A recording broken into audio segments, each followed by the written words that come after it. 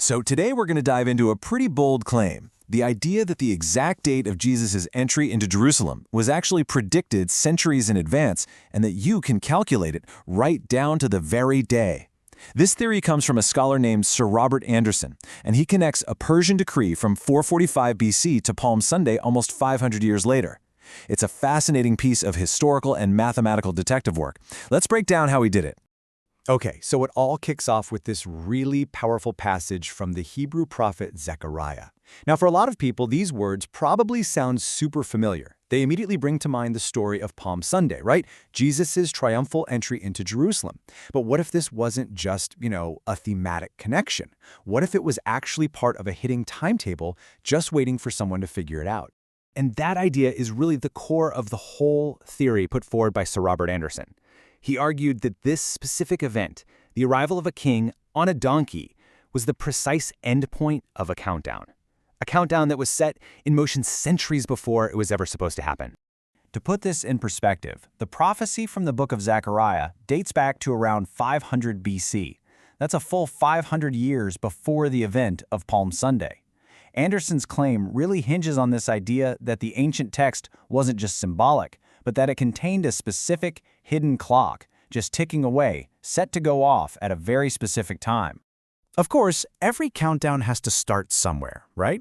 For Anderson, this trigger wasn't some vague sign in the stars. Nope, it was a documented, historical, and politically important royal decree.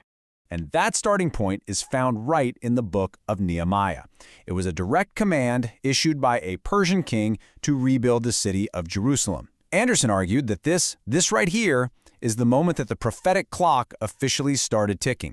Now, for a theory like this to work, it has to be incredibly specific. And Anderson pinpoints the decree from King Artaxerxes right there in Nehemiah chapter 2 to a single date, March 14th, 445 BC. I should mention, this exact date is something scholars still debate, but for Anderson's math, it's the critical anchor for the entire calculation. So, we have all the key pieces on the board. We've got an ancient prophecy from 500 BC, a starting command in 445 BC, and an event that happens centuries later. The big question is, how do you mathematically connect them across such a mind-boggling expanse of time? This timeline really helps you see the vast span of time we're talking about. You've got Zechariah's words, around 500 BC. Then, almost 60 years later, Artaxerxes issues his decree. And then, there's this huge jump, almost 500 years, to the alleged fulfillment in 32 AD. The real challenge is bridging that final gap with pure mathematical precision. And here it is. This is the alleged endpoint of that long countdown, Palm Sunday. Based on his deep dive into biblical and historical records, Anderson calculates this specific date to be April 6th, 32 AD. So now, finally, we have a start point and an end point. Okay, so this brings us right to the mathematical heart of the argument. How do we get from a decree in 445 BC all the way to an arrival in 32 AD? Well, Anderson's method involves a very specific interpretation of something he called a prophetic year, which he pulls from other biblical texts. So we have our start and end points right here. Now the real key to Anderson's whole calculation is a passage in the book of Daniel, which he interprets as a period of 483 years. But crucially, and this is a big deal, he defines a prophetic year as being exactly 360 days, not our modern solar year. So if you take those 483 prophetic years and you multiply them by 360 days, you get a very, very specific number. That prophetic math gives us a precise number of days, 173,880. So the next step is pretty logical. You just have to calculate the actual number of calendar days between our two historical dates, March 14th, 445 BC, and April 6th, 32 AD, and see if they match up. And wouldn't you know it, according to Anderson's historical date count, factoring in all the years and all the leap years between those two dates, the number is exactly 173,880. The prophetic calculation and the historical calculation, they allegedly match to the day. All right, so let's just step back for a second and put all these pieces together. We have a prophecy, a royal command, a historic arrival, and a very specific number. A number that's derived from two completely different methods of calculation that supposedly align perfectly.